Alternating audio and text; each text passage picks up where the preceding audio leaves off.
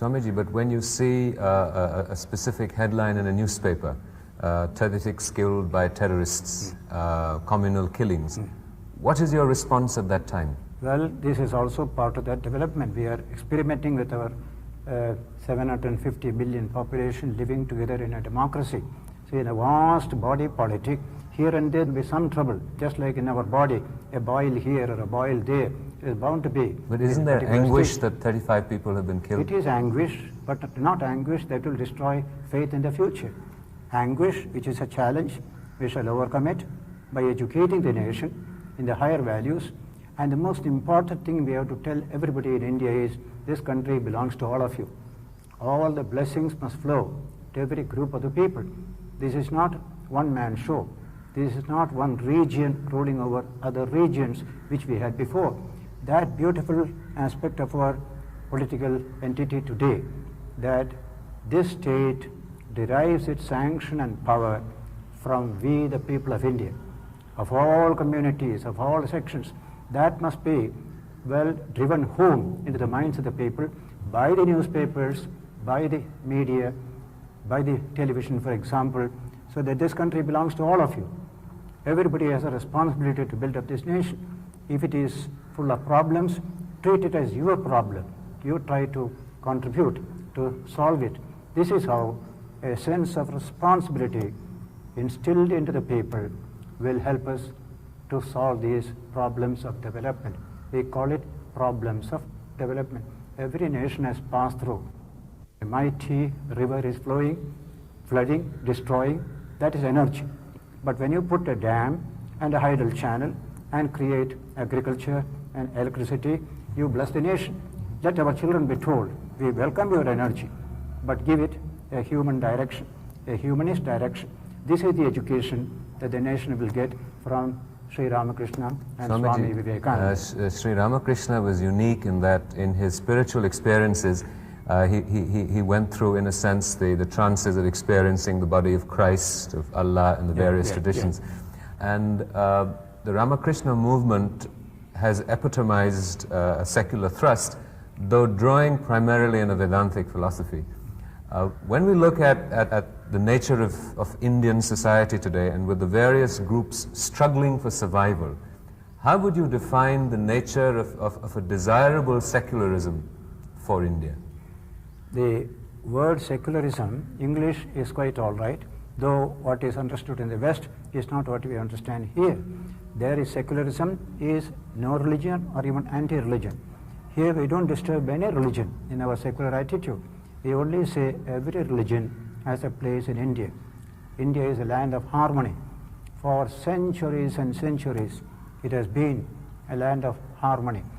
In the 3rd century BC, that great philosophical spiritual thought of India found expression in the edict of Ashoka. It said, Samavaya eva sadhuhu, one of the great edicts of the 3rd century BC.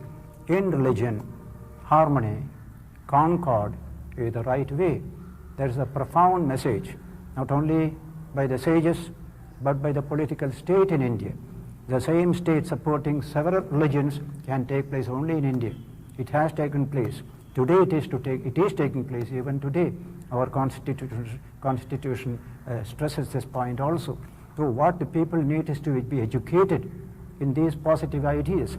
You have a right to exist, practice your own religion, respect the other person's religion. In that Ashokan edict, there is this wonderful statement.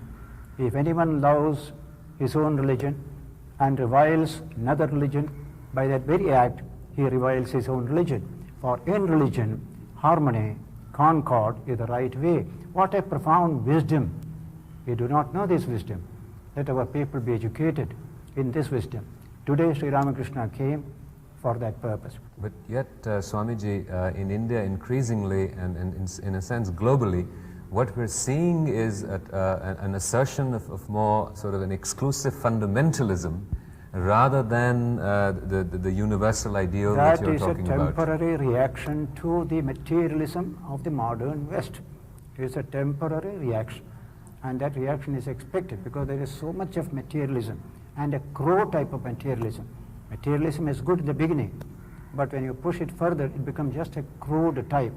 So as against it, the entire world's religious heritage began to feel threatened. So they reacted, some of them, in a fundamentalist way. But this is only a temporary. In the long history of humanity, these little upsurges, they come, they play for some time, and they go away. New ideas come, sanity comes, just like a French Revolution. You can have a reign of terror. You can just kill the Jacobin terror. After some time, order came.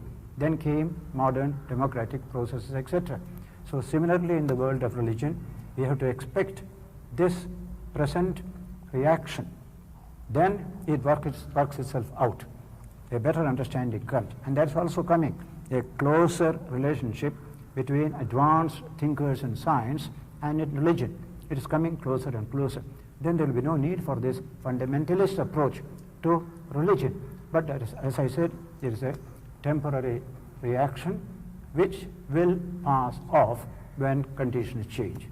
We're also seeing an increasing interrelationship between religion and politics, where people are drawing upon a religious ideology or the belief of people in a particular faith to wield political power.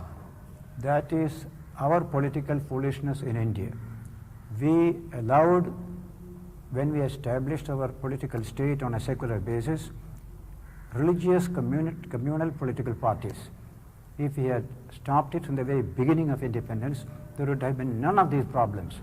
Even now it is not too late that communal parties and a secular political state can never go together. Let people realize it for the good of both the political state and religion.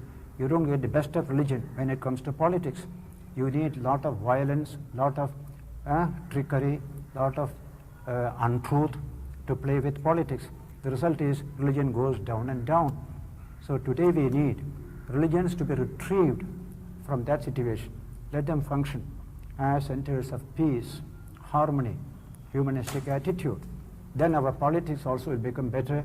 Thereby that passion, that frenzy which religion can impart to politics, that will not be there. Calm, silent, steady politics will come when we have this separation of religious groups from secular political activities.